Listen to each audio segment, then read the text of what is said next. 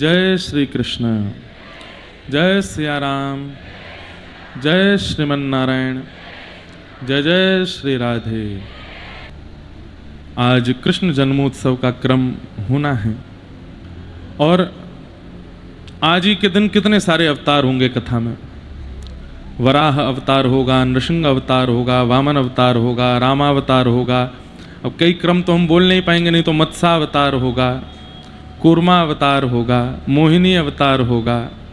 केवल आज की कथा में सारे अवतार और फिर रामावतार और रामावतार के बाद कृष्णावतार, सब ठाकुर जी का आज प्राकट्य यहाँ कथा में हम लोग मनाएंगे। श्री अयोध्या धाम हमारे लिए अति पूजनीय वंदनीय तो सबके लिए है, लेकिन हमारे लिए अति अति पूजनीय अति अति वंदनीय है, क्योंकि हमारा जन्म श्री अयोध्या जी की कृपा से ही हुआ है। और ये प्रसंग जो अवधवासी यहाँ बैठे हैं उनको ज़्यादा रोचक लगेगा। हमारे पूज्य मलुकपीठ वाले महाराज जी, उन्होंने एक बार हमको बताया कि यहाँ बड़ी छावनी करके स्थान है और श्री बड़ी छावनी में शालिग्राम भगवान विराजते हैं, जिनको यहाँ के पूज्य महंत जी महाराज, जो कभी बाहर नहीं निकलते वहाँ से, कभी कभी निकलते होंगे, वे हमारे पूज्य दादा गुरुदेव श्री रामानुज प्रपन्नाचार्य गुरु जी से ही अध्ययन किए हैं, मतलब हमारे पिताजी के गुरु भाई हैं। तो वहाँ सनातन भगवान हैं, शालिग्राम भगवान का नाम श्री सनातन भगवान। एक बार मैंने दर्शन भी किया उनका। अब ये अभी समय मिलेगा तो जाऊँगा प्रणाम करने। तो वहाँ बड़ी छावनी में हमारे पूज्य पिताजी महाराज के गुरुदेव अनंत श्री विभूषित श्री रामानुज प्रपन्नाचार्य गुरु जी, उन्होंने 1 महीना तक भागवत की कथा कही थी। उस कथा में आज अयोध्या के वृंदावन के जितने भी शीर्ष संत हैं वो सब उस समय विद्यार्थी थे, वो सब उस कथा में कथा सुनने के लिए गुरुदेव की बैठते थे। उसी बीच में मलुकपीठ वाले महाराज जी भी विराजे थे। पूज्य पिताजी भी कहीं कथा थी, वहाँ से कुछ दिन के लिए आए थे। तो महाराज जी ने बताया कि विश्राम जब कथा का मासिक कथा का हुआ तो छावनी वाले महाराज जी पूज्य गुरु जी को बोले कि गुरु जी अब कथा विश्राम हुई है, दक्षिणा श्री सनातन भगवान से मांगिए, वही दक्षिणा देंगे।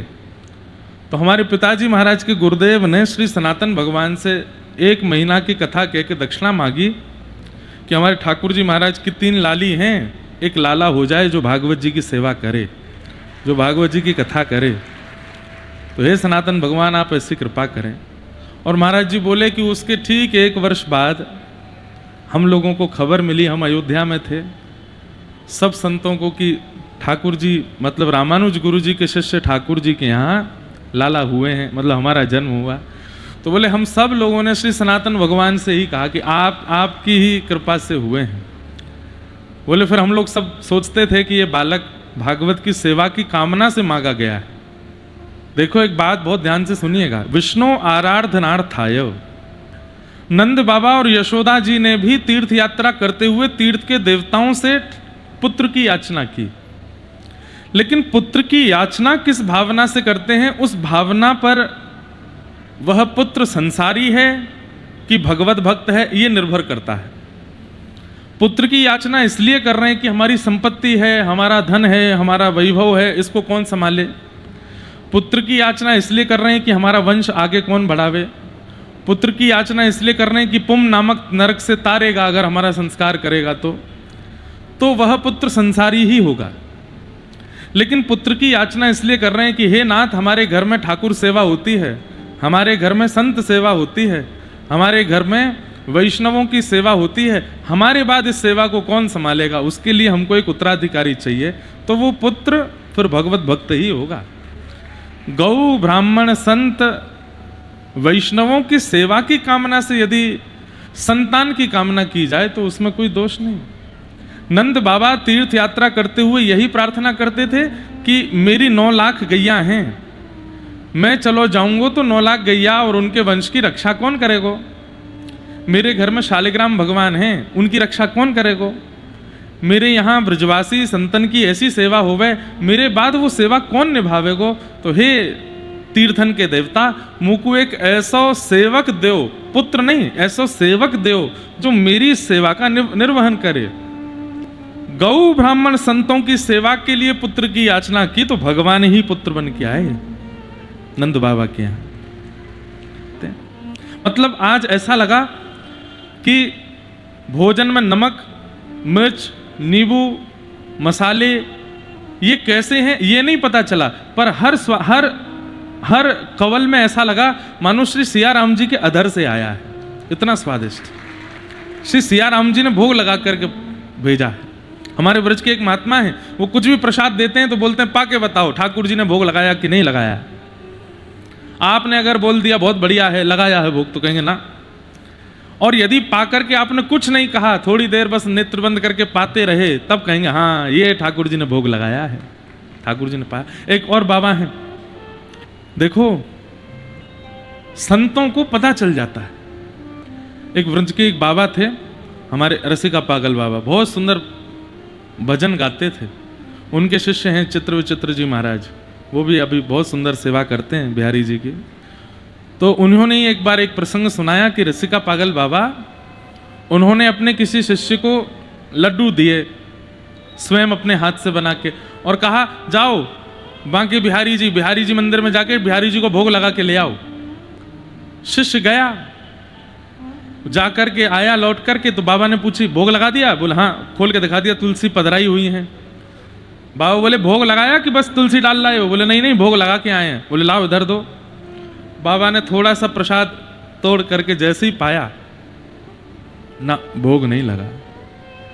और वो सेवक सोचे आपको, मतलब मन में सोचे इनको कैसे पता कि अरे बाबा मैं भोग लगा के लाया हूं। बाबा थोड़े से हमारे हटीले थे, कान पकड़ा, बोले सांची सांची बता कहा करके आए हो, ये भोग नहीं लगाओ बिहारी जी को, सही सही बता। बाबा मैं मंदिर तो गया हो, पर इतनी भीड़ लग रही वहां पे, सब दूर खड़े है कि वहीं से ढक्कन खोल के यूं बिहारी जी को दिखाई दिया और तुलसी पधरा के ले आया हूं। लेकिन उसने चरणों में प्रणाम करके कहा बाबा मुझे बस इतना बताओ आपको कैसे पता चला कि भोग नहीं लगा? तब बाबा बोले जो व्यक्ति नित्य ठाकुर जी का प्रसाद पाता है ना, तो जैसे हींग वाले को हींग का स्वाद आ जाता है, नमक वाले को नमक का स्वाद आता है, नींबू वाले को नींबू का स्वाद, जो नित्य ठाकुर जी का अधरामृत प्रसाद भोग पधरा के पाता है उसको पता चल ही जाता है, उसको ठाकुर जी के अधर का स्वाद आ जाता है। अगर नहीं आता तो वो समझ जाता है कि भोग नहीं लगा है। जगन्नाथ महाप्रभु के कितने लोगों ने दर्शन किए? जगन्नाथपुरी कितने लोग गए हैं? महाप्रसाद आज पा लीजिए, 10 साल बाद पा लीजिए, 20 साल पहले पा लीजिए, एक ही स्वाद रहेगा, बिल्कुल परिवर्तित नहीं हो सकता। हमारा नियम है, हम जगन्नाथपुरी में कथा करते हैं, कुछ नहीं पाते, केवल महाप्रसाद। मंदिर से ही महाप्रसाद दोपहर में और रात्रि में, बस और कुछ नहीं। रसोई बनती, लाल जी अगर जाते हैं गिरधर लाल जी तो उनकी रसोई होती है, नहीं तो हम महाप्रसाद ही पाते हैं। सुबह पालो शाम को पालो, 7 दिन तक पालो, उतना ही नमक, उतना ही अनुपात, वैसी ही दाल, वैसे ही भात, कुछ भी ऊपर नीचे नहीं होता। क्यों? उसमें स्वाद मसालों का नहीं है, ठाकुर जी के अधर का है। ठाकुर जी नित्य भोग लगाते हैं, उनके अधर का प्रसाद है। हमारे वृंदावन के राधारमण लाल जी की कुलिया प्रसादी पाओ, कितनी बार पालो आप। हम तो 29 वर्ष के होने को आए, 2 वर्ष की आयु से, 1-1.5-2 वर्ष की आयु से कुलिया प्रसाद पा रहे हैं राधारमण जी की, आज तक वही स्वाद है, बिल्कुल परिवर्तित नहीं हुआ। क्यों? वो खोवा नहीं है, वो रबड़ी नहीं है, वो दूध नहीं है, उसमें चीनी नहीं है, उसमें राधारमण जी का अधरामृत है, इसलिए एक सा ही स्वाद है। अधरामृत का स्वाद होता है और वो उन्हीं को ही अनुभव में आता है जो 365 दिन, सालों साल, जीवन भर ठाकुर जी का प्रसाद ही पाते हैं, उनको अधरामृत का स्वाद आ जाता है। सत्य मानिएगा, जिसका नियम है प्रसाद पाने का, अगर उसको चलता फिरता कोई व्यक्ति कुछ दे भी जाता है, वो थोड़ा चाक के अनुभव कर लेता है कि इसका भोग नहीं लगा है, उसको पता चल जाता है। तो ठाकुर जी की अद्भुत लीलाएं हैं, अद्भुत कृपाएं हैं। ऐसे श्री अवध बिहारी लाल जी की हम पर कृपा है। आज कथा का क्रम बढ़ाएं आगे। भागवत की रचना हुई और रचना के पश्चात श्री वेदव्यास जी महाराज ने श्री सुखदेव जी को भागवत जी का ज्ञान दिया। श्री शुकाचार्य जी ने यही भागवत का ज्ञान, यही भागवत का रस परीक्षित जी को प्रदान किया। सौनकादि ऋषियों ने प्रश्न किया, महाराज ये परीक्षित कौन है? इनके बारे में थोड़ा हमें विस्तार से बताइए, और इन्हें 7 दिन में मरने का श्राप क्यों लगा, कृपा करके आप हमें इसके बारे में थोड़ा विस्तार सुनाइए। तब सूत जी महाराज कहते हैं कि परीक्षित की कथा सुनना कोई आवश्यक तो नहीं है, लेकिन क्योंकि वक्षे कृष्ण कथोदयम, परीक्षित की कथा से कृष्ण कथा का उदय होगा, इसलिए मैं कहूंगा। देखो एक बहुत समझने वाली बात, चर्चा का विषय वो होना चाहिए जिसका कंक्लूजन ठाकुर जी की बात पे आके रुके। लेकिन शास्त्र आज्ञा करते हैं भगवत भक्तों को ऐसी चर्चा करनी चाहिए जिसमें घुमा फिरा के ठाकुर जी की बात आवे। आप संतों के पास जाएंगे, वहां आपको संसारी चर्चा करने को नहीं मिलेगी, वहां वो ठाकुर जी की ही चर्चा आपको सुनाएंगे। ऐसी ही चर्चाएं होनी चाहिए। अब यहां पर कितनी अच्छी बात श्री सूत जी कह रहे हैं कि परीक्षित की कथा सुनना आवश्यक नहीं है, लेकिन उसकी कथा से कृष्ण कथा प्रकट हो जाएगी, इसलिए मैं सुनाऊंगा। और यहां महाभारत के अंतिम पड़ाव का दर्शन करा रहे हैं सूत जी महाराज, बहुत ध्यान से सुनिएगा। महाभारत का युद्ध अपने अंतिम पड़ाव पर चल रहा था, बड़े बड़े वीर गति को प्राप्त हो चुके थे। केवल 2 लोगों के मध्य में युद्ध चल रहा है, भीम और दुर्योधन। भीम बार बार अपनी गदा का प्रहार करता है, लेकिन दुर्योधन पर उसका कोई विशेष प्रभाव नहीं होता। सब लोग कथा जानते हैं, क्योंकि उसका संपूर्ण अंग गांधारी ने कृपा करके लोहे का बना दिया है, केवल जंघा रह गई है। बार बार प्रहार करने पर भी जब दुर्योधन का कोई बाल बांका नहीं हुआ, तो भीम ने ठाकुर जी की ओर देखा। तब ठाकुर जी ने कोई संकेत ना करते हुए केवल ऐसे इशारा किया, मानो अपनी जंघा पर हाथ फेर करके उसको इशारा किया, जंघा पे मारो।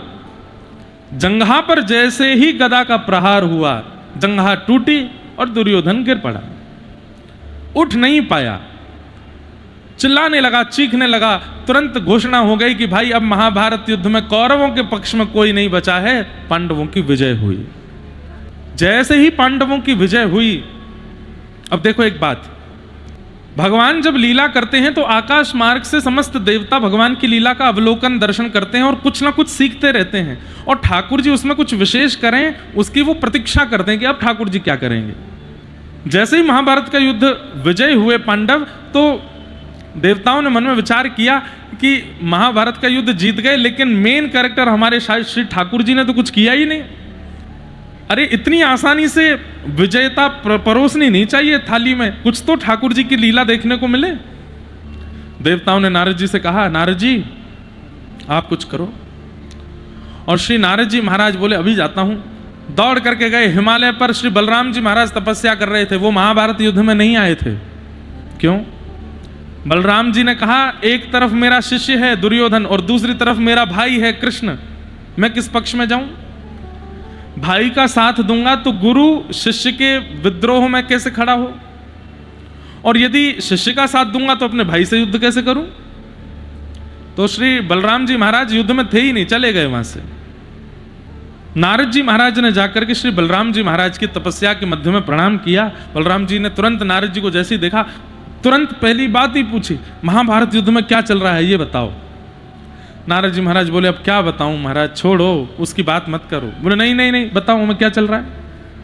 अरे रहने दीजिए ना, क्या करेंगे सुन के, छोड़िए। बोले नहीं नहीं नहीं बताओ ना क्या हो रहा है। नारद जी महाराज बोले क्या बताएं, आपके भाई श्री कृष्ण के होते हुए अधर्म हो ये हमने सोचा नहीं था, लेकिन ऐसा हुआ, हम लोगों की तो श्रद्धा खत्म हो गई। बलराम जी बोले क्या हुआ? बोले धर्म युद्ध में नाभि से नीचे प्रहार करना मना है, और दुर्योधन की जंघा पर प्रहार करके भीम ने युद्ध को जीत लिया। और आपको जान के आश्चर्य होगी, किसने आज्ञा दी? कृष्ण ने। नाभि से नीचे जांग पर प्रहार करवा करके युद्ध जितवा दिया पांडवों को। क्या बताएं, इतना अधर्म हुआ वहां। तो बलराम जी महाराज ने जैसे ही ये बात सुनी, मेरे शिष्य दुर्योधन की जंघा पर प्रहार अधर्म किया, हल मूसल लेकर के माला झोली पकड़ा दी। नारद जी को बाद में करूंगा तपस्या, पहले जाके वहां देख के आऊं, निर्णय करके आऊं। हल मूसल लेकर के पहुंच गए। यहां पांडव सब विजय का आनंद कर रहे थे, ठाकुर जी के चरणों में प्रणाम कर रहे थे, नृत्य कर रहे थे, हमारी विजय हुई। इतने में ही पृथ्वी हिलने लगी, आकाश में बादल गरजने लगे। अर्जुन ने कहा ये प्रलय जैसी स्थिति क्यों बन रही है? ये पृथ्वी कंपायमान भूकंप जैसा क्यों आ रहा है? सब ने ठाकुर जी से प्रार्थना करी, कोई अनर्थ तो नहीं हो रहा? बोले कि नहीं नहीं, ये जरूर शेषनाग थोड़े कोपायमान हुए हैं, क्योंकि शेषनाग के सिर पर पृथ्वी सरसों के तिल के बीज के समान है, सरसों के समान है, और वही शेषनाग ही बलराम है। ठाकुर जी बोले तो बलराम जी कोपित हो रहे हैं। तभी देखा कि श्री बलराम जी महाराज हल मूसल लेकर के युद्ध मैदान में आ गए और दूर से ही भीम को ललकारने लगे, तूने मेरे शिष्य की जंघा पर प्रहार किया, नाभि से नीचे प्रहार किया, धर्म युद्ध में जो जो जो अधिकार में नहीं था वो तूने किया, अब तू जीवित नहीं बचेगा। भीम को मारने के लिए बलराम जी महाराज जब दौड़े, भीम ने भगवान के चरण पकड़े, बोले प्रभु रक्षा करो। ठाकुर जी बोले मैं देखता हूं। दौड़ते हुए बलराम जी आ रहे थे, इतने में भीम को पीछे करके ठाकुर जी आगे आ गए और श्री बलराम जी महाराज के चरणों में दंडवत साष्टांग प्रणाम करने लगे। किसी को साष्टांग करते देख व्यक्ति का स्वभाव है कि वो झुक जाता है, उसको उठाने लगता है। और वही साष्टांग की मुद्रा में जब ठाकुर जी लेटे तो श्री बलराम जी महाराज का क्रोध रोध तो सब धरा रहा, हल मूसल दूर फेंके, दौड़ कर, अरे मेरो लाला तू ऐसे प्रणाम का करे, अरे उठ जा, गले लग जा, हृदय से लगा लिया। अरे कन्हैया बड़े दिनान बाद मिलो है, मेरे हृदय से लग जा, लाला तू ऐसे काय को प्रणाम कर रहे हो? अरे नहीं भैया आप आए हैं, मैं प्रणाम नहीं करूं। थोड़ी देर तक हृदय से लगाए रखे। बलराम जी के जब नेत्र खुले, फिर से जब भीम दिखा ठाकुर जी को, फिर लाला तूने कितकू आ, पहले या से मिलके आऊं मैं। भीम की ओर जब जाने लगे तब ठाकुर जी ने हाथ पकड़ दिया, बोले आप इतना क्रोध क्यों कर रहे हैं? भीम को मारने की रट क्यों लगा रखी है आपने, मैं जान सकता हूं? बलराम जी महाराज बोले लाला तेरे अंदर दया होगी, तेरे अंदर प्रेम होएगा, पर धर्म विरोधी को मैं नहीं देख पाऊं। यानी धर्म विरुद्ध कार्य किया है। महाभारत युद्ध में जंघा पर प्रहार कियो, नाभि से नीचे प्रहार कियो, मैं या को दंड दूंगा। भगवान श्री कृष्ण बंधुओं, एक होता है कि किसी बात को देख करके आप उत्तर देना चाहते हैं, पर कभी कभी रुका कीजिए, सही समय की प्रतीक्षा किया कीजिए, तब उत्तर दिया कीजिए। ये कृष्ण से सीखिए। हमेशा उत्तर देने के लिए आतुर मत बैठा रहिए, कोई कुछ कर रहा है मैं जाके इसको टोक दूं, मैं जाके इसको बता दूं, मैं यहां पर जाके बोल दूं। आपकी वाणी की गरिमा होनी चाहिए। आप बार बार पे किसी को टोकते रहोगे ना, आपकी वाणी की वैल्यू खत्म हो जाती है। ठाकुर जी हमेशा हर किसी को नहीं टोकते, समय आने पर बिल्कुल मौसम देख करके ठाकुर जी उत्तर देते हैं। जैसे ही बलराम जी ने कहा इसने धर्म विरुद्ध कार्य किया है, इसने नाभि से नीचे प्रहार किया, मैं इसको जीवित नहीं छोड़ूंगा, मैं धर्म विरोधियों को देख नहीं सकता। भगवान ने तुरंत हाथ पकड़ के बलराम जी से कहा, अच्छा आपको धर्म विरुद्ध कार्य देखने में अगर पता चल जाए कि कोई धर्म विरुद्ध कर रहा है तो आपको क्रोध आ जाता है? बोले हाँ। भरी सभा में जब द्रौपदी का चीरहरण हो रहा था, क्यों नहीं गए आप? यही दुर्योधन जिसके लिए आप हलमूसल उठा करके आ गए भीम को मारने के लिए, वही दुशासन जो खींच रहा था हमारी बहन द्रौपदी के वस्त्रों को और भरी सभा में सब बड़े बुजुर्गों के सामने उसको निर्वस्त्र कर रहे थे, क्यों नहीं गए उस दिन आप? आपके हलमूसल का बल उस दिन कहां चला गया था भैया? कहते हैं आपके धर्म विरोधियों को देखने, क्या आपको खबर नहीं पड़ी थी द्वारिका में कि क्या कर रहे हैं यहां पांडव, क्या कर रहे हैं यहां कौरव? आपको पता था कि दुर्योधन दुशासन द्रौपदी के साथ दुष्कर्म कर रहे हैं, लेकिन आप नहीं उठे। और आज जब आप दुर्योधन की रक्षार्थ दौड़े चले आए हैं तो कहीं ना कहीं मुझे धर्म की रक्षा नहीं दिख रही है, शिष्य के प्रति मोह दिखाई दे रहा है। ऐसे उत्तर देते हैं ठाकुर जी समय आने पर। बलराम जी का तो सारा क्रोध ठंडा पड़ गया। लाला तू ऐसे मत कहवे, मुंह को बड़ी ग्लानी है रे। बोले ग्लानी होनी चाहिए भैया। आज ये पूरा महाभारत युद्ध केवल द्रौपदी के सम्मान के लिए हुआ। मुझे दुर्योधन नहीं दिखाई देता कि मेरी काकी का बेटा है, मुझे दुशासन नहीं दिखाई देता कि ये मेरे संबंधी हैं, मुझे केवल और केवल इनके रूप में एक नारी का असम्मान करने वाले लोग दिखाई दे रहे थे। भरी सभा में निर्वस्त्र महिला को करने की प्रतिक्रिया करने वाले लोग दिखाई दे रहे थे, इसलिए मैंने युद्ध कराया और उनका पक्ष किया, उनका संग किया जो सदा मेरे अधीन रहते हैं, जो सदा पाप करने से भागते हैं, पाप नहीं करते। मार दीजिए आप भीम को, लेकिन दुशासन को नाम मारने का दंड आपको मिलेगा। बलराम जी महाराज तो लाला, आज लाला छोटो भैया नहीं बड़ो भैया जैसे, आज ऐसा लगा मानो बलराम जी लक्ष्मण और श्री कृष्ण राम। बलराम जी महाराज हाथ जोड़ के बोले, लाला तू आज मुझको स्पष्ट कर दे, धर्म विरोधीन के साथ कहा करना चाहिए और कब करना चाहिए कब नहीं करना चाहिए, मुझको बता दे। ठाकुर जी उत्तर देते हुए कहते हैं, भैया सत्य बोलना धर्म है, असत्य बोलना अधर्म है, लेकिन कई बार कई स्थानों पर असत्य बोलना ही धर्म होता है। कोई कसाई गैया को काटने के लिए जा रहा हो और गैया आपके सामने से दौड़ के चली गई हो, कसाई आके आपसे पूछे कि आपने गाय को देखा, आपने उसके हाथ में गरसा देखी, आपको पता है कि ये काट देगा, उस समय आप सत्य बोलोगे कि असत्य बोलोगे? असत्य बोलोगे। और हमारे यहां कहते हैं सत्यम ब्रूयात, सत्य बोलना चाहिए। लेकिन भैया कई बार असत्य में ही धर्म होता है, इसलिए इसका विचार, इसकी योग्यता कैसे पता चलेगी? बोले जितना संतों का संग करोगे, जितना सत्संग करोगे, जितना कथा वार्ताएं सुनोगे, जितना मेरी लीलाओं का अनुसंधान करोगे, उससे बुद्धि में ये विवेक उत्पन्न हो जाएगा कि कहां सत्य है, कहां असत्य है, क्या उचित है, क्या अनुचित है। अब जैसे हम सब संतजन लोग, हम वक्तागण लोग जब आपस में मिलते हैं ना, तो हमारी एक प्रतिक्रिया होती है। जैसे वो आएंगे, अरे भैया आपने प्रसाद पाया कि नहीं? अब यहां पाया तो नहीं है, लेकिन यहां ये नहीं कहा जाता कि नहीं हमको भूख नहीं है या हमने खाया नहीं। हम क्या बोलेंगे? आपकी प्रतीक्षा कर रहे थे, जब तक आप नहीं आओगे कैसे पालेंगे? अब यहां पर है तो वो असत्य है, लेकिन प्रेम में बोला जाता है, आपकी प्रतीक्षा कर रहे थे, आप नहीं आएंगे तब तक हम कैसे पालेंगे? तो ये व्यवहार का, उसको प्रिय, हमारे यहां कहते हैं सत्यम ब्रूयात, सत्य बोलो, लेकिन प्रियम ब्रूयात, प्रिय सत्य बोलो। तो धर्म के बहुत रूप हैं, कहां क्या उचित है, क्या अनुचित है।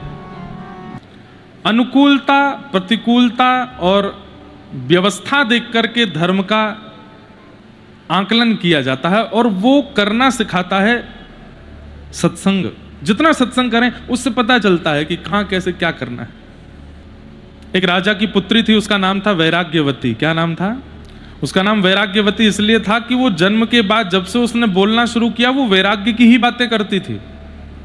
दुनिया के लोग कहते कि ये खिलौना कितना अच्छा है, देखो देखो लाली ये खिलौना कितना अच्छा है, और वो बोलने लगी है थोड़ा थोड़ा, बाल्यपन में ही बोलती है। हमारा शरीर भी तो खिलौना है, जैसे ये खिलौना टूट जाएगा एक दिन हम भी टूट जाएंगे। जैसे इस खिलौने में चाबी भरते हैं तो ये चलता है, हमारी भी चाबी है। पिताजी आपकी कुछ वर्षों की चाबी बची है, थोड़ा भजन कर लो। पिता देख करके घबरा जाए, 2.5 साल की बच्ची क्या वैराग्य की बातें करती है। कोई पुष्प ला करके देता, देखो ये पुष्प कितना सुंदर है, और वो वैराग्यवती उस पुष्प को देख करके कहती क्या सुंदर है, थोड़ी देर रुकने दो, थोड़ी देर बाद पतझड़ जैसा हो जाएगा, सूख जाएगा, पत्ते बिखर जाएंगे। हम सब भी ऐसे ही हैं।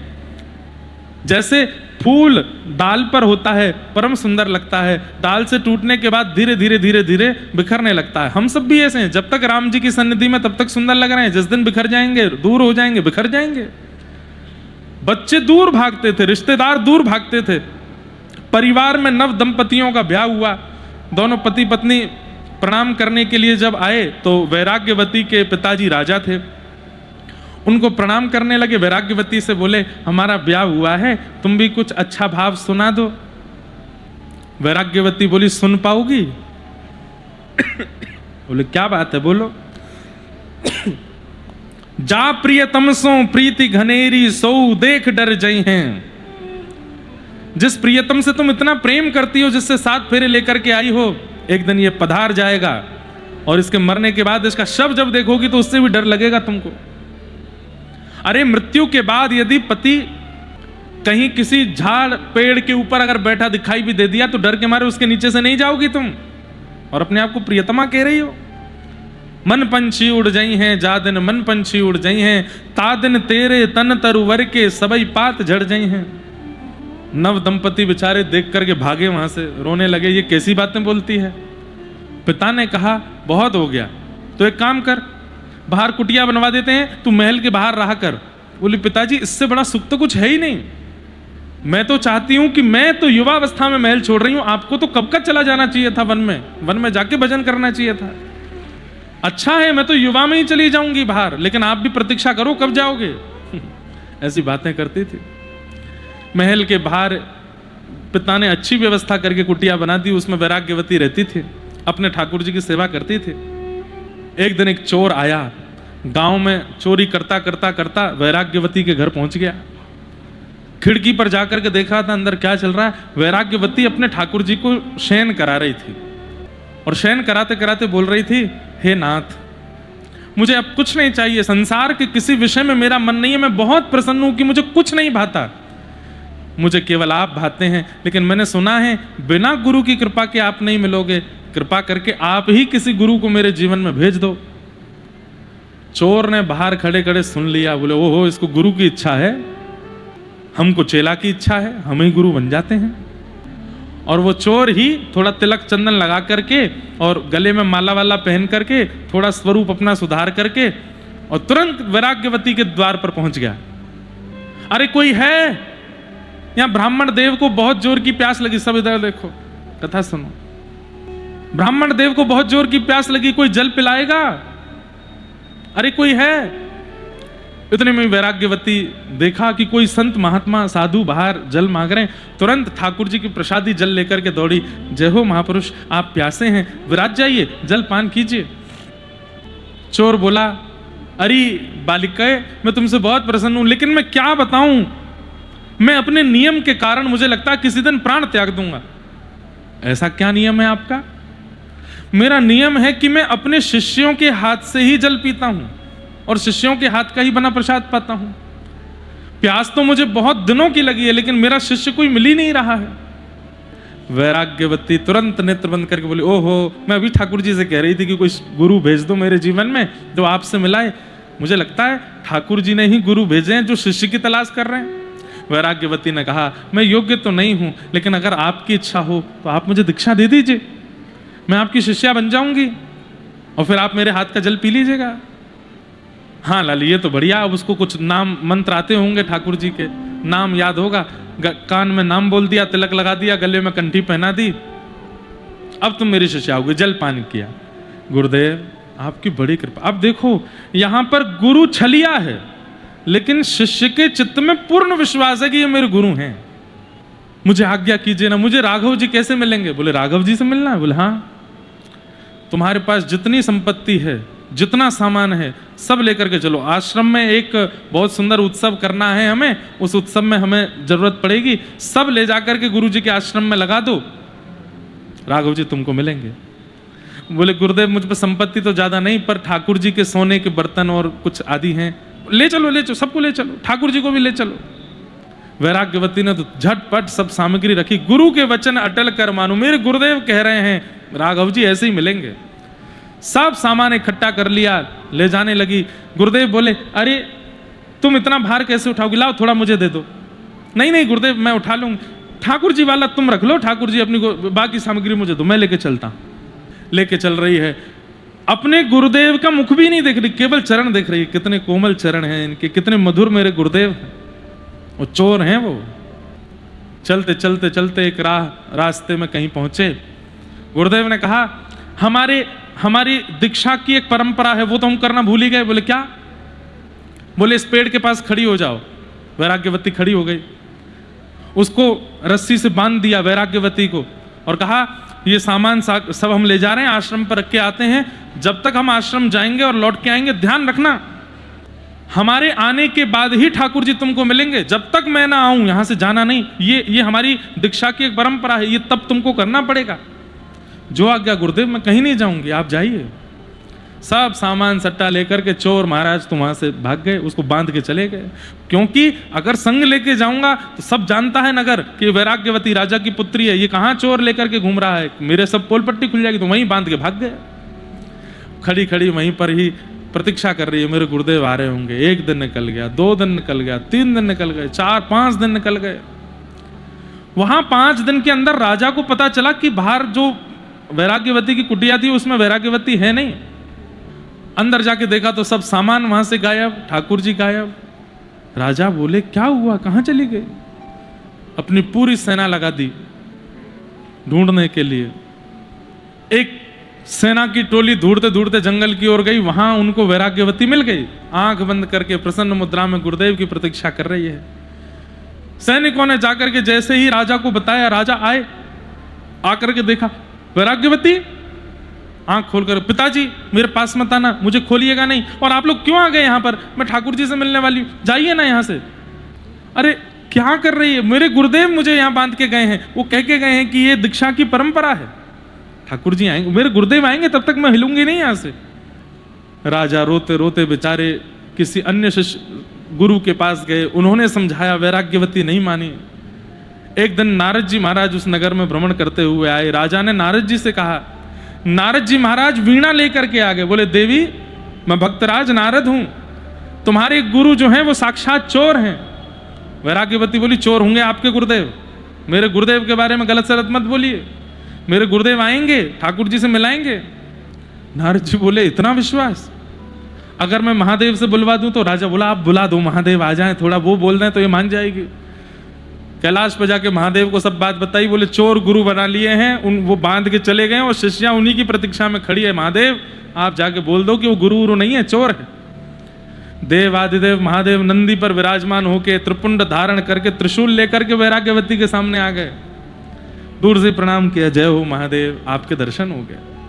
लाली, वो जो तुम्हारे गुरु हैं वो गुरु नहीं है, वो चोर हैं, वो नामी चोर हैं, उनका नाम बता दिया। बोले, आसपास के क्षेत्र में प्रसिद्ध चोर हैं। वैराग्यवती बोली, महादेव आप चाहे जो बोल लीजिए, मैं अपने गुरुदेव पर अविश्वास नहीं करूंगी। राजा बोला, आपकी बात भी नहीं मान रही, इनकी भी नहीं मान रही, क्या पता दुर्गा मैया की मान ले, उनको बुला लाओ, आप पार्वती जी को ले आओ। पार्वती जी आ गई, उन्होंने कह दिया, तब भी नहीं माने। अंत तो गत्वा बचे नारायण, नारायण प्रकट हो गए शंख चक्र गदा पद्म धारण करके। वैराग्यवती ने दूर से प्रणाम किया, दंडवत किया, ठाकुर जी की रूप झांकी देख करके खूब बलैयां ली, नेत्रों से रोने लगी, मेरे नाथ मुझे मिल गए आज। ठाकुर जी ने कहा, हम बहुत प्रसन्न हैं तुम्हारी निष्ठा से, लेकिन हम तुमको बताना चाहते हैं कि तुम्हारे जो गुरु हैं वो चोर हैं, वो उचित गुरु नहीं है। वैराग्यवती बोली, आज मेरे जीवन का सबसे बड़ा फल मिला कि मुझे साक्षात नारायण दिख गए, लेकिन माफ करिएगा प्रभु, मेरे गुरु तो सर्वश्रेष्ठ हैं। ऐसे कौन से गुरु होंगे जो 7 दिन के लिए शिष्या को बांध के गए, महादेव नारद जी नारायण सब प्रकट हो गए हैं सामने आकर के दर्शन दे रहे हैं। ये मेरे गुरु की कृपा नहीं है तो क्या है? आप उनको चोर कैसे कह सकते हो?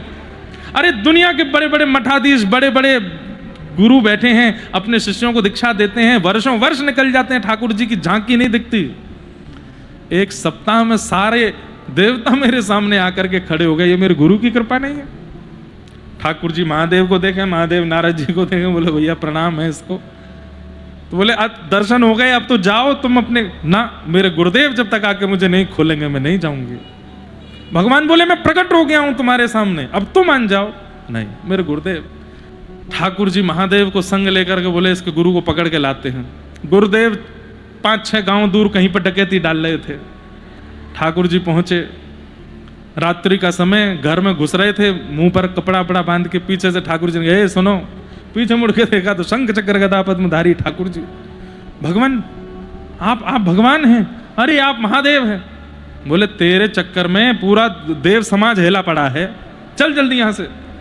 बोले, हमने क्या किया? बोले कि तू वो वैराग्यवती को, वो अभी तक बंधी हुई है क्या वहीं पे?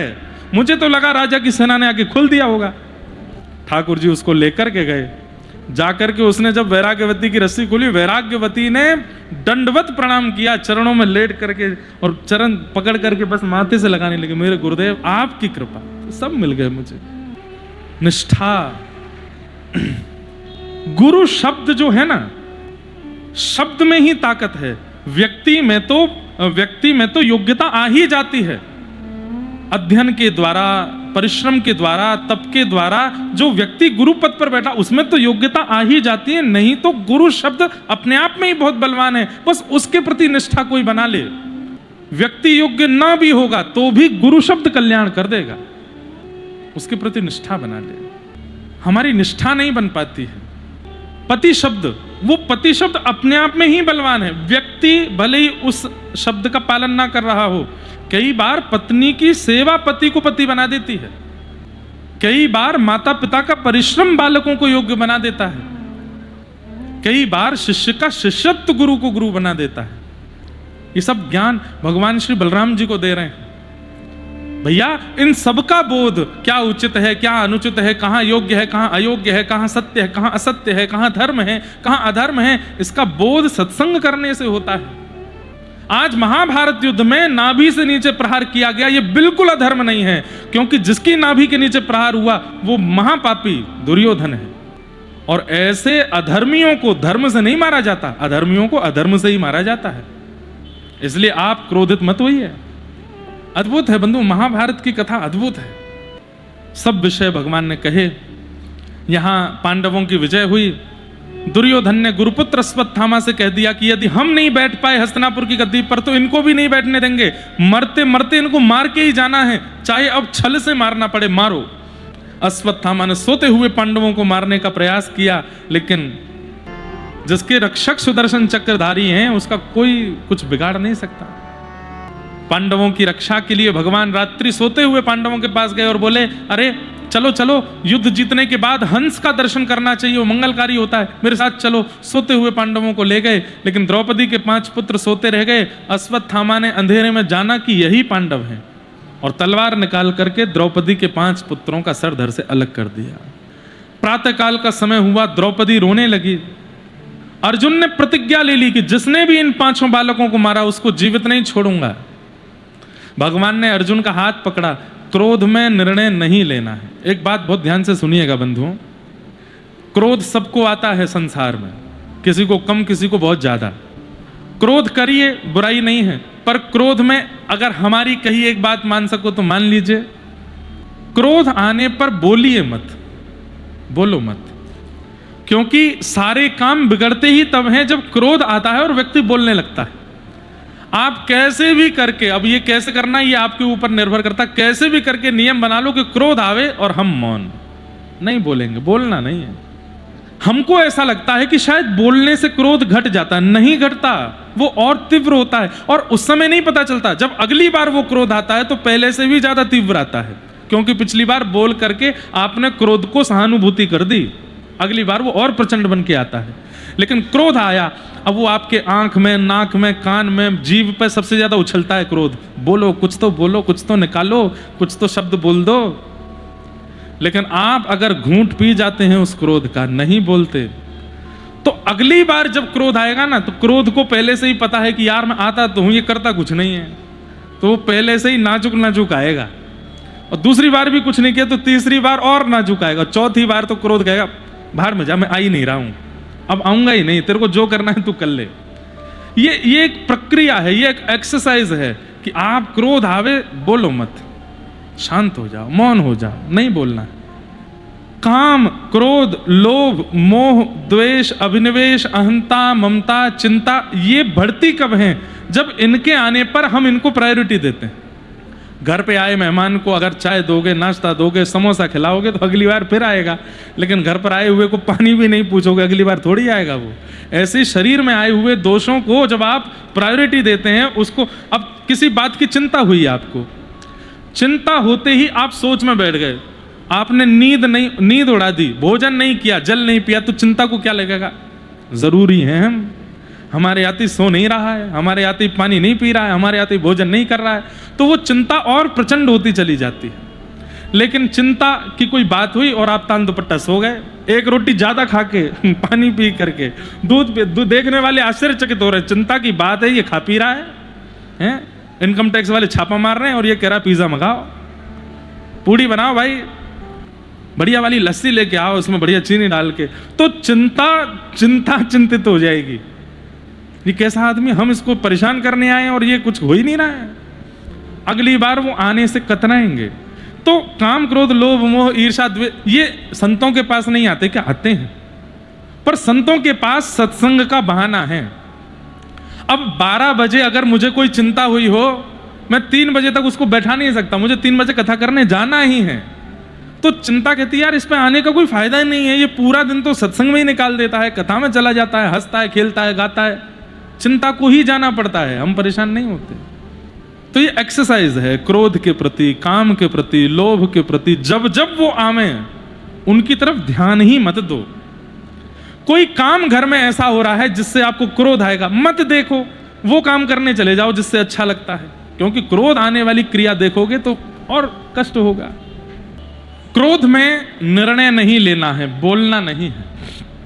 भगवान ने अर्जुन को रोका, लेकिन अर्जुन ने फिर भी प्रतिज्ञा लेकर के कह दिया कि मैं इन बालकों के हत्यारे को जीवित नहीं छोड़ूंगा। भगवान ने हाथ पकड़ा, बोले अर्जुन नहीं नहीं नहीं नहीं। अर्जुन ने हाथ झड़क दिया, बोले अब तो मैं जीवित छोड़ूंगा ही नहीं जिसने इन 5 बालकों को मारा। जब बाद में पता चला कि वो हत्यारा अश्वत्थामा है, पकड़ करके लाए। जैसे ही अश्वत्थामा को मारने की प्रतिक्रिया करने लगे, द्रौपदी ने कहा इसको मत मारो। अर्जुन बोले क्यों? बोले कौन है, देख नहीं रहे हो? अश्वत्थामा हमारे गुरु पुत्र हैं। ये जिन गुरु ने तुमको धनुष उठाना, बाण चलाना सिखाया, खड़े होना रणभूमि में सिखाया, उन गुरु के पुत्र को मारोगे? ये हमारे गुरु पुत्र हैं, पहली बात। दूसरी बात, ये ब्राह्मण हैं, हम क्षत्रिय हैं, ब्राह्मण को मृत्यु दंड देने का अधिकार नहीं है। तीसरी बात क्या? यह भी किसी मां का बेटा है। मैं अपने पुत्रों की हत्या से बहुत आघात हुई हूं। एक मां को पुत्र के मरने पर क्या पीड़ा होती है, ये मैं सह रही हूं। मैं नहीं चाहती कि वो पीड़ा किसी और मां को, इसको मत मारो। और 5वीं बात, मेरे पुत्र मरे, अगर तुम ये बात कहो कि तुम्हारे पुत्र इसने मार दिया, इसको जीवित कैसे छोड़ूं? पुत्र मेरे मर गए, लेकिन मेरे पति तो जीवित हैं। एक सहारा मेरे पास है जिनके साथ मैं रह सकती हूं, पर इनके तो पिताजी को पहले मार दिया गया महाभारत युद्ध में, तो मतलब मां विधवा है, अब इसको भी मार दोगे तो अकेली हो जाएगी। द्रौपदी की बात सुनकर के दूर खड़े हुए द्वारिकाधीश ताली बजाने लगे, आनंदित हो गए। सबने द्वारिकाधीश की ओर देखा कि आप इतने प्रसन्न क्यों हुए? भगवान बोले अपराधी को दंड देना तो सामान्य व्यक्ति भी जानता है, पर इतने बड़े अपराधियों को क्षमा करना, ये तो द्रौपदी मेरी बहन ही जानती है। या तो मैं जानता हूं या मेरी बहन जानती है। बंधुओं, इस संसार में सबसे बड़ा क्षमाशील यदि कोई है तो वो परमात्मा है, भगवान। हम सब वो क्रिया करते हैं जो उनको बिल्कुल प्रिय नहीं है, लेकिन फिर भी वो हमको रोज क्षमा करते हैं। हर दिन, हर क्षण, हर पल क्षमा करते हैं। पति ब्याह करते ही पत्नी को बता देता है, ये मुझे पसंद नहीं, ये मुझे पसंद नहीं, ये मुझे पसंद नहीं, ये मुझे करना नहीं। पत्नी भी कह देती, हाँ मुझे भी ये पसंद नहीं, आप भी मत करना। दोनों में से जरा ने एक बार भी किसी ने किया, सोई उनमें लड़ाई हो जाती है। लेकिन ठाकुर जी ने पहले ही बता दिया, निर्मल मन जन सो मोहे पावा, मोहे कपट छल छिद्र न भावा। मोहे कपट छल छिद्र न भावा, मुझे बिल्कुल पसंद नहीं है ये सब, लेकिन हम सब में कूट कूट के भरा है ये, और हर दिन करते हैं। कपट भी करते हैं, छल भी करते हैं, क्रोध भी करते हैं, काम आतुर भी रहते हैं, निंदा भी करते हैं, स्तुति भी करते हैं। उसके बाद राम जी के मंदिर भी पहुंच जाते हैं दर्शन करने के लिए। राघव जी जब हम घुस रहे होते हैं ना मंदिर में, तब राम जी को सब पता चल जाता है आज ये पाप करके आया है और इसके अंदर इतने दोष हैं। लेकिन जैसे ही हम सामने जाते हैं, राम जी के मन में दया आ जाती है, अरे आया तो है ना, चलो कोई बात नहीं, भूल जाओ, जो इसने किया सब क्षमा करते हैं। चलो भैया इसको पुजारी जी माला पहनाओ, लड्डू दे दो, प्रसाद दो, कृपा करो। क्यों? क्षमाशील है। हम लोग क्षमाशील नहीं है। हमें जो उचित नहीं लगता यदि किसी ने कर दिया तो महाराज 10-10 साल निकल जाते हैं, हम बात नहीं करते उससे। लेकिन ठाकुर जी क्षमाशील है, सब कुछ क्षमा करते हैं, सब पर कृपा करते हैं।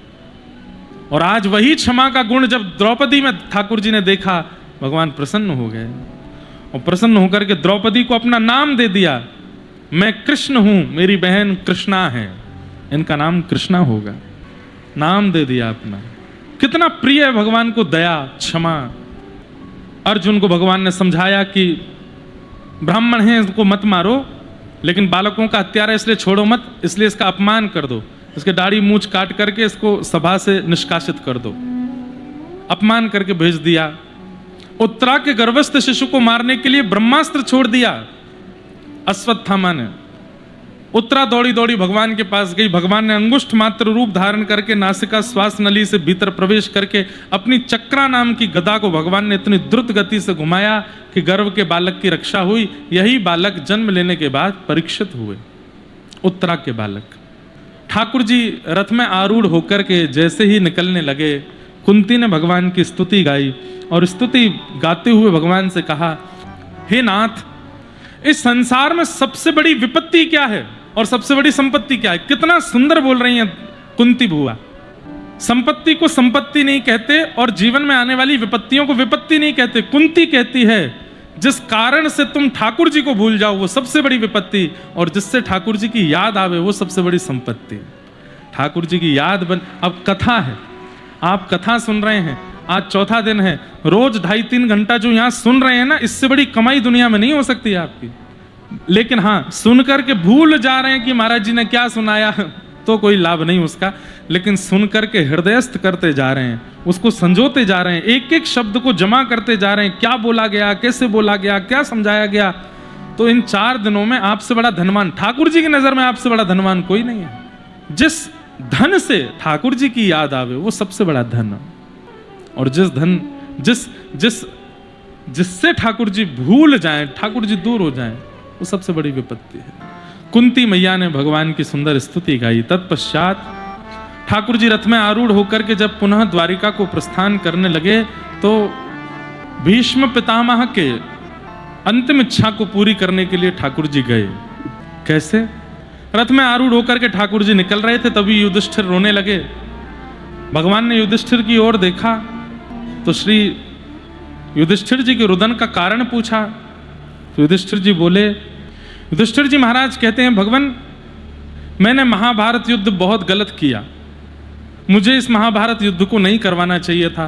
कितने सारे बालक अनाथ, कितने सारी माताएं विधवा, कितने सारे परिवार उजड़ गए, अपने मर गए, कितने भाई भाई बिछुड़ गए, कितने बंधु मित्र बिछड़ गए। अगर महाभारत युद्ध नहीं होता, इतने लोगों की मृत्यु नहीं होती, कितने बालक अनाथ नहीं होते, कितनी माताएं विधवा नहीं होती। मैंने बहुत गलत किया, मुझे नहीं करना था। बंधुओं देखो, बहुत ध्यान से सुनिएगा, क्रिया करने से पहले यदि आपको लगने लग जाए कि ये क्रिया नहीं करनी चाहिए, ये उचित नहीं है, कहीं इस क्रिया को करने से कुछ गलत तो नहीं होगा, आदि आदि मन में भाव आने लगे, उसी समय गुरुदेव के चरणों में या आचार्य चरणों में जाकर के पूछ लेना चाहिए क्या करें क्या नहीं करें, ये अच्छा है। तो आप अर्जुन हो, युद्ध से पहले ही धनुष बाण नीचे रख दिए कि मुझे नहीं लगता इनको कैसे मारूंगा मैं। तब भगवान ज्ञान देंगे, गीता सुनाएंगे, लेकिन सब कुछ कर देने के बाद, सब बर्बाद करने के बाद, पूरा रायता फैलाने के बाद फिर गुरुदेवों के पास जा रहे हैं, नाथ मुझसे गलती हो गई, मैंने बहुत गलत कर दिया, मेरे से अपराध बन गया, अब मैं क्या करूं। रो रहे हैं, फिपिया रहे हैं और महाराज बुरी हाल में चले गए हैं। ठाकुर जी कहते हैं फिर मैं नहीं कुछ कर सकता, तुमको करने से पहले मेरे पास आना चाहिए था, अब करने के बाद मेरे पास मत आओ। करने के बाद 2 ही कारण हो सकते हैं, एक अपनी गलती स्वीकार करो, दूसरा दोबारा नहीं करूंगा और इसका जो भी दंड होगा सहने को तैयार हूं, ये कह करके आगे बढ़ो। वहीं रुक करके रो रहे हैं, कुछ कर नहीं रहे, खा नहीं रहे, ये नियम नहीं होना चाहिए। या तो गलती करने से पहले समझ जाना चाहिए था, गलती करने के बाद तो केवल आत्मग्लानि करके पुनः न करने की संकल्प ले लेना चाहिए और उसका जो भी दंड मिलेगा सब भोगने के लिए तैयार रहना चाहिए।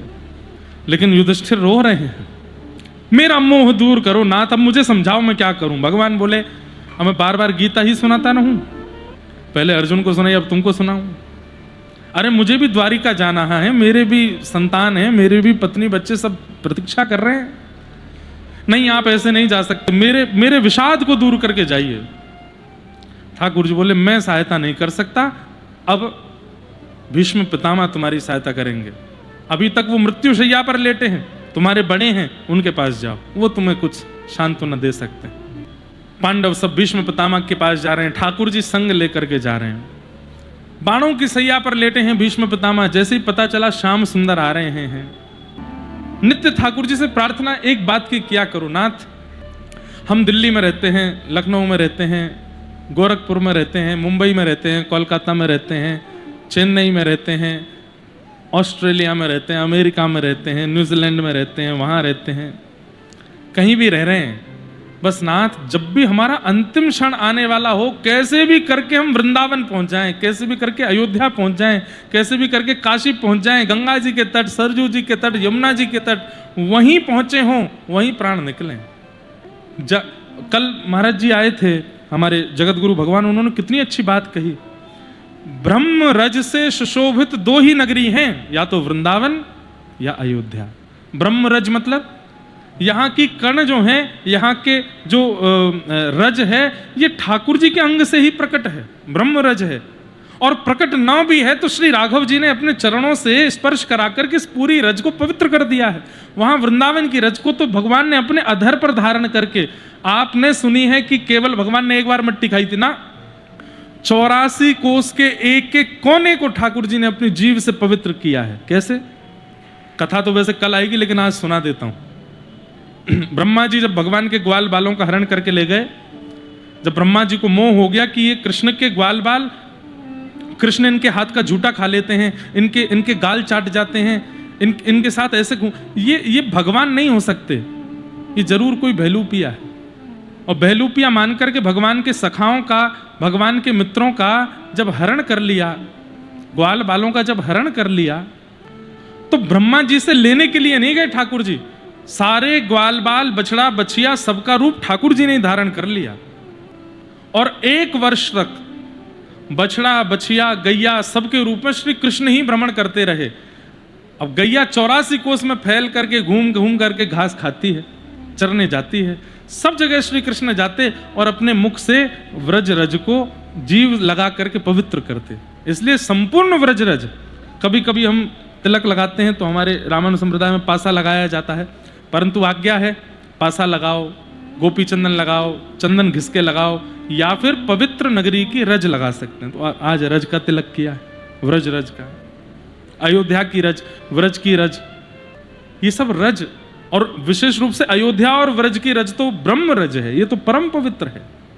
इनमें प्राण निकल जाएं तो समझ जाओ कि हमारे जीवन का साफल्य हो गया, सफल हो गया हमारा जन्म लेना। यदि यहां प्राण निकले तो हम सब प्राण छोड़ने ही आए हैं संसार में।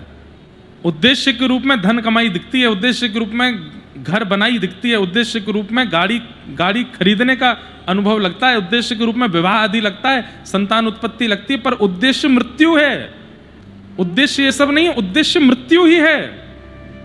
पर वही मृत्यु हॉस्पिटल में हो जाए, बड़े शहरों में हो जाए, भोगते हुए हो जाए, विषादों में हो जाए, विषयों में हो जाए, तो ये हमारी असफलता है, हम असफल हो गए।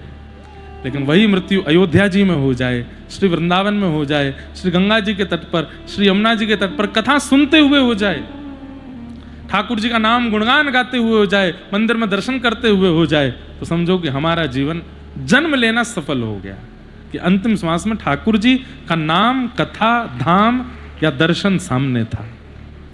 असफल नहीं होना है, सफल होना है।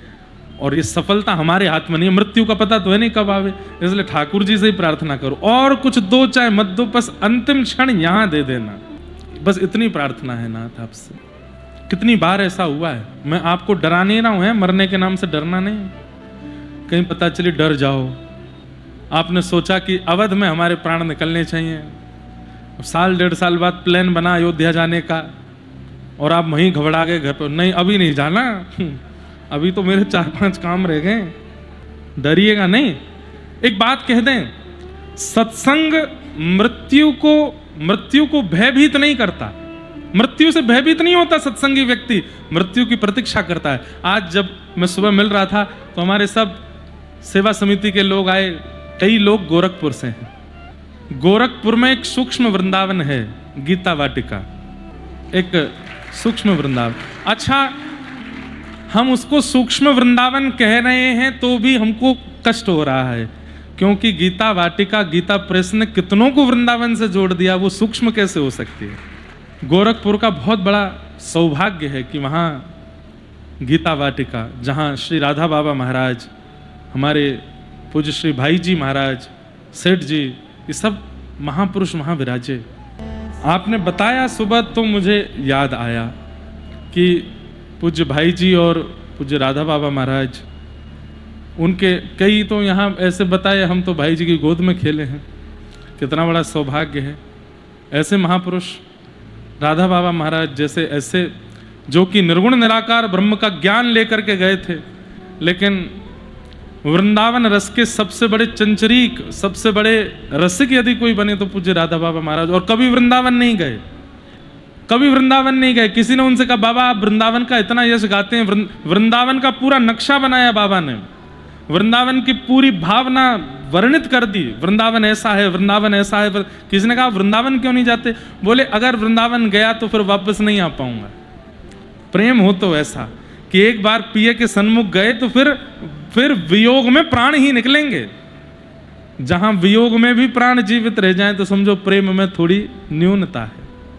अच्छा चलो प्राण ना भी निकले, लेकिन वियोग में नेत्र सूखे नहीं, सजल ही रहे, मन व्याकुल ही रहा, तन तड़पता ही रहा, यह भी तो एक प्रेम का स्वरूप है। पर बाबा को तो पूर्ण भरोसा था कि मैं वृंदावन गया तो वापस नहीं आ पाऊंगा, इसलिए सीमा पे ही प्रणाम करके चले जाते थे। गीता वाटिका में ही वृंदावन प्रकट कर लिया, बोले यही है वृंदावन। और एक बात कहूं, जैसे ठाकुर जी प्रकट होते हैं, जैसे ठाकुर जी सचल हैं, एक भक्त के प्रयास पर प्रकट हो जाते हैं, ऐसे ही धाम भी सचल है। वृंदावन एक नहीं है, अयोध्या एक नहीं है, अनेक हैं। कोई भक्त, परम भक्त, बड़े बड़े शहरों में रहने वाले भी अपने घर में ऐसी अवस्था व्यवस्था रखते हैं, सियाजू की सदा निरंतर स्मरण में रहते हैं, श्री राघव जी का नित्य चिंतन, उनके घर में अयोध्या आ जाता है। कईयों के घर में वृंदावन प्रकट हो जाता है, कईयों के घर में श्री बरसाना प्रकट हो जाता है। तो एक नहीं है, अनेक है। एक बार मेरी कहीं कथा थी किसी शहर में, भोपाल में, तो वहाँ अब मैं जब गाड़ी से जाता तो बहुत सारे लोग मिलते। एक माता जी रोज आकर के बोलती मेरे घर आओ, मेरे घर आओ। बड़ी बूढ़ी माता थी। मैंने कि मैया मैं नहीं जाता कहीं भी। तो बोली आपको अगर वृंदावन का अनुभव करना है तो मेरे घर आओ, और यदि वृंदावन अनुभव ना हो तो जो कहोगे सो करूंगी। वो ऐसी बात बोल गई कि वो रात भर मेरे दिमाग में चलती रही। अगले दिन हमने कहा एड्रेस दो अपना, तो दिया। मैंने कि मैं कभी भी आ सकता हूँ, अब जाओ। अगले दिन हम सुबह पहुँच गए। घर में जैसे ही हम उनके घर के बाहर पहुँचे, एड्रेस मिल गया। मैया ने पूरे दिन से ही व्यवस्था कर रखी थी। घर के बाहर ही लिखा था श्री वृंदावन धाम। भीतर प्रवेश किया तो भीतर प्रवेश करते ही जो प्रवेश सीढ़ियाँ थीं, उन सीढ़ियों पे लिखा था धर्म अर्थ काम मोक्ष, और उन चारों सीढ़ियों पर चढ़ के जो प्रथम दोहरी थी उस पर लिखा था प्रेम। अंदर प्रेम मार्ग में प्रवेश हो गए। अंदर आते ही तुलसी जी का सुंदर वन, और श्री तुलसी जी के वन में श्री प्रिया जी की, ठाकुर जी की मधुर मधुर झांकी। श्री जो रसोई घर था वहाँ ऊपर लिखा हुआ था श्री गोवर्धन 56 भोग सामग्री, मतलब यहाँ 56 भोग बनाए जाते हैं। एक घर का नाम सेवा कुंज, एक घर का नाम निधिवन, एक घर का नाम श्री युगल कुंज। ऐसे कमरों के नाम अलग अलग थे। एक पडले का नाम बरसाना, दूसरे पडले मतलब जो वो थे क्या बोलते हैं उसको, फ्लोर। एक फ्लोर का नाम बरसाना, दूसरे फ्लोर का नाम नंदगांव, तीसरे फ्लोर का नाम जतिपुरा। ऐसे करके सब उन्होंने अलग अलग नामों। बोले महाराज जी कैसा अनु? मैंने कि मैया सही में ऐसे ही लगा कि ये तो वृंदावन है। संपूर्ण वृंदावन प्रकट कर रखा है। ठाकुर जी की मधुर मधुर झांकी, एक भी फोटो परिवार वालों की नहीं, ठाकुर जी के ही चित्रों से भरा पड़ा था। ऐसे ऐसे चित्र।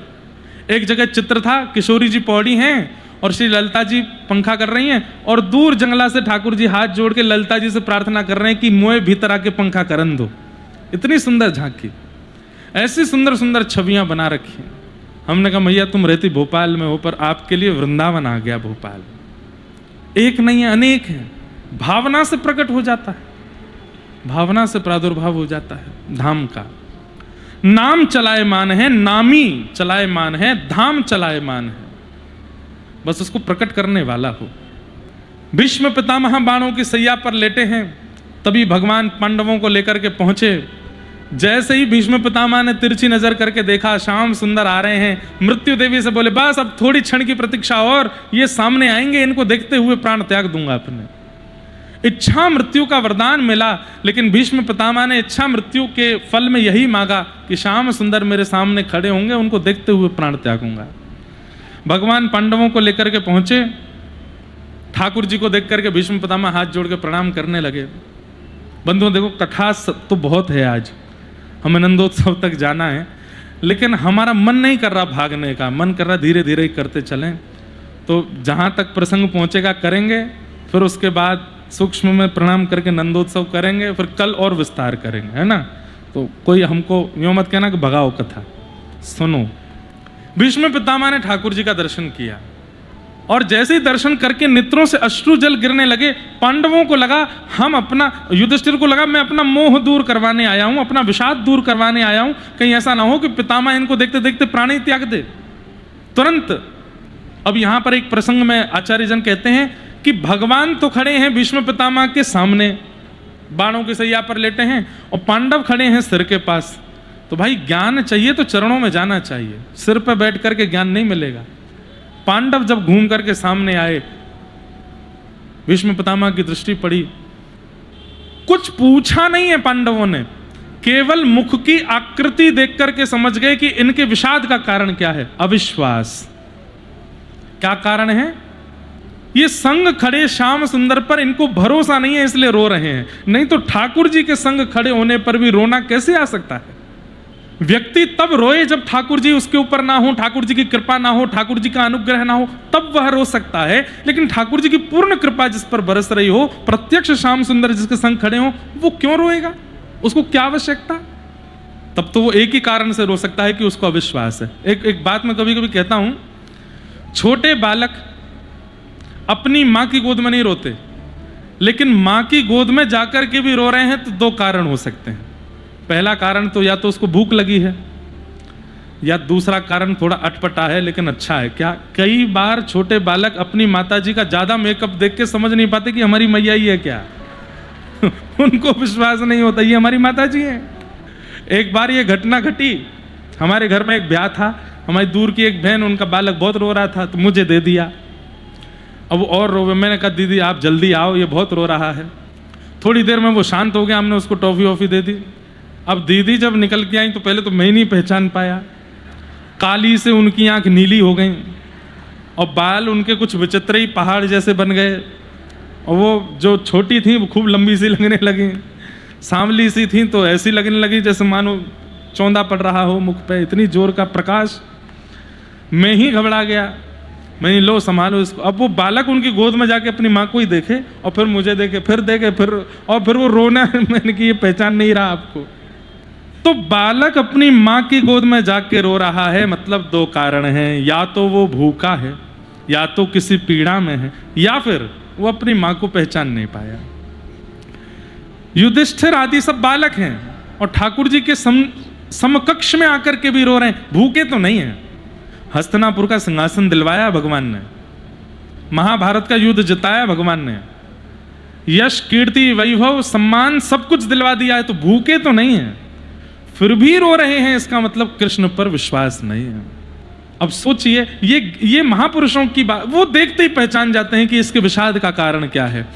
युधिष्ठिर जी महाराज तुरंत बोल पड़े, आप लोगों के रोने का कारण मुझे पता चल गया है, मैं केवल एक शब्द में उत्तर दूंगा। क्या? ए सवै भगवान साक्षात दद्यो नारायण पुमान। जिनको आप अपना शांति दूत मानते हो, ए अर्जुन, जिनको तुम अपना सारथी मानते हो, जिनको तुम अपने मामा का बेटा मानते हो, ये ना तो तुम्हारा भाई है, ना तुम्हारा सारथी है, ना तुम्हारा शांति दूत है। ए सवै भगवान साक्षात, ये साक्षात भगवान है जो पल पल क्षण क्षण तुम्हारे साथ खड़े हैं पांडवों, फिर भी तुम रो रहे हो। इस दुनिया का सबसे बड़ा दानी कौन है? बोले कथा कहने वाला। क्यों? बोले त्रिलोकीनाथ परमात्मा परब्रह्म जगन्नाथ को शब्दों की पुड़िया में बांध करके श्रोताओं को बांट देता है। इतने बड़े परमात्मा जो तीनों लोकों में विराजते हैं, इतने बड़े परमात्मा जिनको चार मुख से ब्रह्मा भी नहीं समझ पाते, इतने विशेष परमात्मा जिनको पंचानन श्री महादेव भी नहीं जान पाते, उन परमात्मा की सहज सरल व्याख्या करके व्यास शब्दों की पुड़िया में बता देता है, और श्रोता जन अपनी जेब में वह पुड़िया धर के ले जाते हैं और पहचान जाते हैं परमात्मा को। इनसे बड़ा दानी कोई नहीं हो सकता। ये कौन कहती हैं? गोपियां, गोपियां कहती हैं। तो सबसे बड़ा दान क्या है? ज्ञान का दान, भक्ति का दान, भाव का दान, प्रेम का दान, ये सबसे बड़ा दान। दान धर्मान, जिनके पास देने के लिए ज्ञान नहीं, वो धन का दान, अन्न का दान, वस्त्र का दान आदि आदि दान करो, पर एक समय आने पर प्रेम दीजिए, भाव दीजिए, ज्ञान दीजिए, भक्ति दीजिए। दान धर्मान, राजधर्म का व्याख्यान किया। राजधर्म क्या है? बोले भ्रातापि भ्रातरम हन्यात येन घोर तरस्ततः। भाई भाई भी आपस में विद्वेषी हो जाते हैं राजधर्म को लेकर के। इसमें कोई बहुत बड़े संशय की बात नहीं है, होता ही है, राजधर्म ऐसा ही है। मोक्ष धर्म के बारे में बताया। मोक्ष धर्म क्या है? तो कहते हैं वारी मृथे ग्रत होत वरु सिकताते बरु तेल बिन हरि भजन न भवत रही यह सिद्धांत अपेल। पानी को मथने से मक्खन हो जाएगा, मिट्टी को घिसने से तेल हो जाएगा, लेकिन बिना हरि को भजे आप भव से पार हो पाओगे? कभी नहीं होगा। हरि को भजना ही पड़ेगा, वही मोक्ष धर्म है। बिना हरि भजन के मोक्ष की प्राप्ति नहीं, उसी से ही कल्याण होगा। स्त्री धर्म बताया। स्त्री धर्म का व्याख्यान करते हुए और फिर भागवत धर्म बताया। अंत में भागवत धर्म कायेन वाचा मनसेन्द्रियैर्वा बुद्ध्यात्मना भा अनुसृत स्वभावात् करोमि यत् यत् सकलम परस्मै नारायणायेति समर्पयेतत्। ये भागवत धर्म है। इस प्रकार पंच धर्मों का वर्णन किया श्री भीष्म पितामह ने। और पंच धर्मों को बताते हुए भीष्म पितामह ने कहा अब आप लोग सब किनारे हो जाओ, मुझे मेरा काम करने दो। बोले क्या काम? बोले द्वारिकाधीश आप सामने आइए। ठाकुर जी आकर के सामने खड़े हो गए। बोले अब जब तक मेरे प्राण ना निकल जाएं तब तक मेरे सामने ही खड़े रहिएगा, आपकी रूप छटा को देखते हुए प्राण त्यागूंगा। भगवान बोले आपको इच्छा मृत्यु का वरदान है, अब आप कब तक हमको खड़े रखोगे? बोले अब जब तक हम चाहेंगे तब तक खड़े रखेंगे, खड़े रहो। हमको कभी कभी भक्त चरित्रों में ऐसे भक्त बहुत बढ़िया लगते हैं जो ठाकुर जी से भी नोक झोंक कर ले में। जैसे केवट, राघव जी को बिठा करके केवट जैसे ही नाव पार करने लगे, जैसे ही किनारा आने वाला होवे सोई केवट वापस घुमा ले में, फिर दोबारा से लेकर के किनारे लेके जामे, किनारे आते फिर घुमा ले में। लक्ष्मण जी की भ्रगुटी टेढ़ी होने लगी, सीता जी भी ऐसे थोड़ा सोचने लगी अरे क्या कर रहे हो, बीच भवन में हमको बार बार घुमा रहे हो। लक्ष्मण जी बोलने लगे कुछ नहीं किया केवट ने। सिया जी के भी मुखमंडल पर थोड़ी झलक तो आ गई थी, लेकिन तब भी केवट ने, वो प्रतीक्षा कर रहा था ये बोले कुछ, ये सांवरे सलोने बोले तब जवाब दूंगा। जब दो चार बार किनारे नहीं ले जाया गया तो बोल पड़ा। राघव जी बोले भैया क्या कर रहे हो, इतनी देर हो गई है, तुम बीच भंवर में हमारी जो नाव घुमा रहे हो, किनारे क्यों नहीं लगा देते हो? तुरंत केवट ने अपनी पतवार रखी, बोले अब उत्तर दूंगा। बोले आप 4 बार में घबरा गए हो, जो 84 लाख बार हमको घुमाते रहते हो यहाँ से वहाँ, तब आपको जरा भी नहीं लगता कि एक किनारे लगा दें इनको?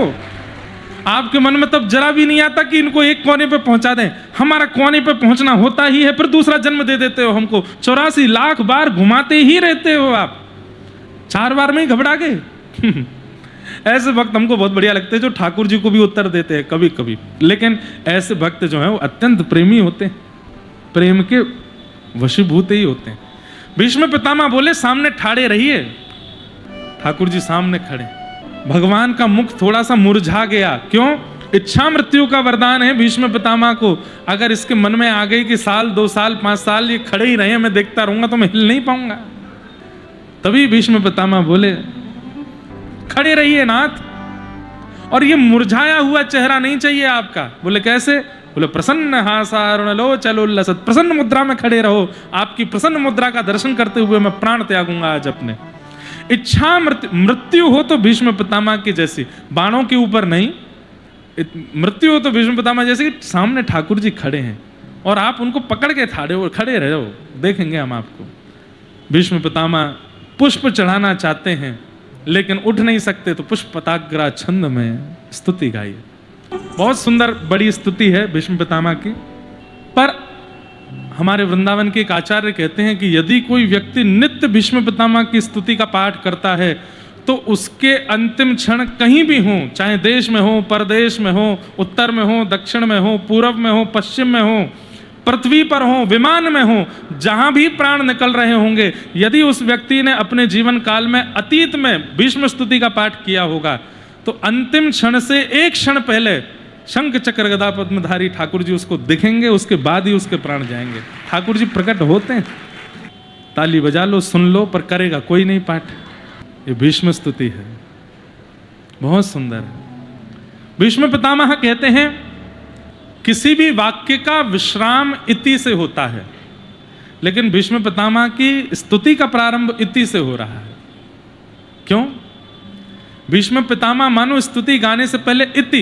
अब आप हिंदी में कुछ वाक्य लिख रहे हैं तो पहले पूर्ण विराम थोड़ी लगाते हो, आप पहले वाक्य लिखते हो बाद में पूर्ण विराम लगाते हो। पर भीष्म पितामह की स्तुति कैसी, पहले पूर्ण विराम फिर अपनी स्तुति। इसका अर्थ क्या है, विराम लगा करके इति कह करके मानो भीष्म पितामह ने अपने संसार के व्यवहार के प्रति कहा हो, अब मेरा धर्म कर्म जिसके लिए मैं पृथ्वी पर आया था इति, उसको विश्राम करता हूं, अब आपकी बात कर रहा हूं। मति रूप कल्पिता वितृष्णा भगवत सात्वत पुंगवे विभूमने। दूसरा भाव यह है कि भीष्म पितामह की मति ऐसी जिसके कारण उन्होंने कौरवों का संग किया, तो अपनी मति की इच्छा की वो इति कर रहे हैं, वो विश्राम कर रहे हैं। अनेक भाव हैं, पर पितामह भीष्म की सीधी सीधी स्तुति सुन लो। आज हमें कृष्ण जन्म करना कैसे करेंगे? अयोध्या में हमारा पता, हम आपको नहीं सुना रहे कथा, हमें ऐसा लगता है श्री भरतलाल जी, शत्रुघ्न जी, श्री मांडवी जी, सुत कीर्ति जी, लक्ष्मण जी और राघव जी, नहीं, उनकी तो खुद की कथा, वो तो शर्मा जाएंगे अपनी कथा सुनने आएंगे तो। लेकिन सब अयोध्या वासी और अयोध्या के सब लोग आए हैं कथा सुनने के लिए, और वो ये सुनने आए हैं कि हमारे राघव जी ने द्वापर में कैसी लीला करी, नेक्स्ट सुनाओ तो ऐसा भाव लगता है। इसीलिए हम मानव या श्रोता विचार करके सुनावें तो हम आपके सुख का विचार करके कभी भजन भी गा देंगे, कीर्तन भी गा देंगे, जल्दी जल्दी कथा इधर उधर भी करेंगे, पर हमको लगता है कि वे लोग सुन रहे हैं, इसलिए हम स्थिर हो जाते हैं एक ही जगह पर। भीष्म पितामह कह रहे हैं, नाथ मेरी एक अंतिम इच्छा है, मैं प्राण त्यागने से पूर्व इस इच्छा को पूर्ण करना चाहता हूं। भगवान बोले कौन सी इच्छा? बोले मेरी एक कुंवारी बेटी है, उसका ब्याह करना चाहता हूं। भगवान बोले राम राम राम राम राम, ये क्या सुन रहे हैं हम? क्यों? अरे पितामह आप तो ब्रह्मचारी हो, आपने तो ब्याह ही नहीं किया कभी भी, और इसी के लिए आपको इच्छा मृत्यु का वरदान मिला, तो ब्रह्मचर्य में रहते हुए आपकी पुत्री कैसे हो गई? भीष्म पितामह हंस करके बोले, नाथ आपने प्रत्येक मानव को बिना विवाह के एक पुत्री दे रखी है, और उसका नाम है मति बुद्धि। पुत्री कौन? जो पिता से अपनी इच्छा पूरी करवाती हो, उसी को तो पुत्री कहते हैं, वही तो पुत्री है। सब लोग इधर देख के सुनिएगा, बहुत सुंदर भाव है। वही तो पुत्री है जो पिता से अपनी इच्छा पूरी करवाती हो, और ये मति हमसे अपनी इच्छा पूरी ही करवाती है, यहां ले चलो, ये खिला दो, यहां बैठा दो, यहां घुमा दो, ऐसा करा दो, वैसा करा दो। लेकिन नाथ एक बहुत अच्छी साइकोलॉजी है, एक बहुत अच्छी प्रथा है कि पुत्री जब तक कुंवारी है तब तक पिता से अपनी इच्छा पूरी करवाती है, लेकिन जब ब्याह हो जाता है तो पति की इच्छा पूरी करवाती है। माँ सुनो, आज ये आ रहे हैं घर पे, इनको ये बहुत पसंद बना देना। पिताजी आज हमारे ये आ रहे हैं, इनको ये वाले कपड़े बढ़िया लगते हैं, आप दे देना। पिता कहती है ना, जो बहनें, हमारी भी 3 बहनें हैं, हमको पता है कि जब आती हैं पतिदेव के साथ तो उनकी प्रिय जो वस्तु है वो घर में बनेगी, उनको जो प्रिय लगता है वैसे कपड़े आवेंगे, उनको जो प्रिय लगती है वो मिठाई आवेगी। मतलब विवाह से पहले अपनी इच्छा से चलती है, पिता को अपनी इच्छा बताती है, और विवाह के बाद पति की इच्छा बताती है। तो हे नाथ, अब तक तो ये मति कुंवारी थी, इसकी इच्छा से मैं चल रहा था, लेकिन जाते जाते मैं इसका ब्याह कर देना चाहता हूं, ताकि इसके पति की जो इच्छा हो वो मैं करूं, और इसके पति आपसे सुंदर कोई नहीं हो सकते, इसलिए मेरी मति रूपी पुत्री को स्वीकार करो। भगवान बोले क्या बात है भीष्म पितामह, तुम्हारी स्तुति का प्रस्तुतिकरण बहुत अच्छा है, लेकिन अपनी पुत्री से पूछ तो लो कि उसको हम पसंद हैं कि नहीं। भीष्म पितामह कहते हैं त्रिभुवन कमनम, अरे तीनों भुवन जिन पर वारी वारी जाते हैं ऐसे आप हैं। हमारे व्रज में कहते हैं, हे कृष्ण लला तुम होते लली तो गरे कट जाते करोड़न के। बहुत अच्छा है लाला कि तुम लाला ही हो, कहीं तुम लाली बन के आए गए होते हैं। हे कृष्ण लला तुम होते लली तो गले कट जाते करोड़न के। बहुत बड़ी कृपा है कि आप लाला हो। भीष्म पितामह कह रहे त्रिभुवन कमनम तमाल वर्णम रविकर गौर वराम वरम दधाने, जो तीनों भुवनों को अपने ऊपर मोहित किए रहते हैं।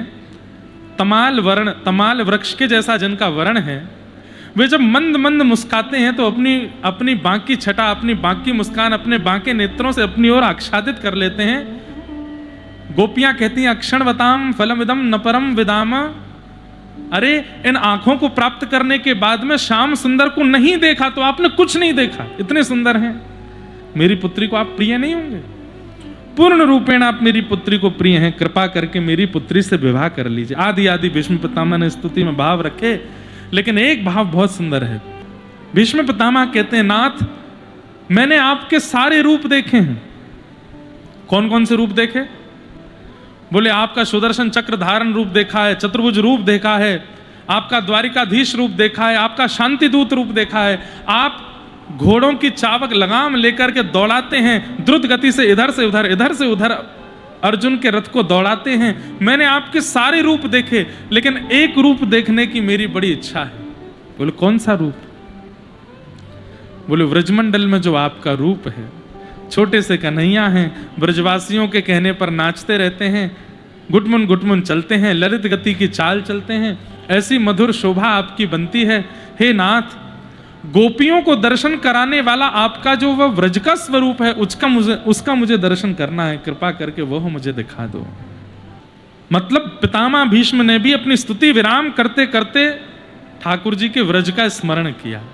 और उत्तरायण का समय होते ही भगवान के देखते देखते दर्शन करते करते पितामह भीष्म के श्री अंग से एक ज्योति प्रकट हुई और भगवान में जाकर के विलीन हो गई। बोलो भक्तवत्सल भगवान की। ठाकुर जी में विलीन हो गए, ठाकुर जी ने उसको स्वीकार कर लिया। ऐसे पितामह भीष्म का भगवत विलय, भगवत मिलन हुआ, जिसका साक्षात दर्शन सब पांडवों ने किया।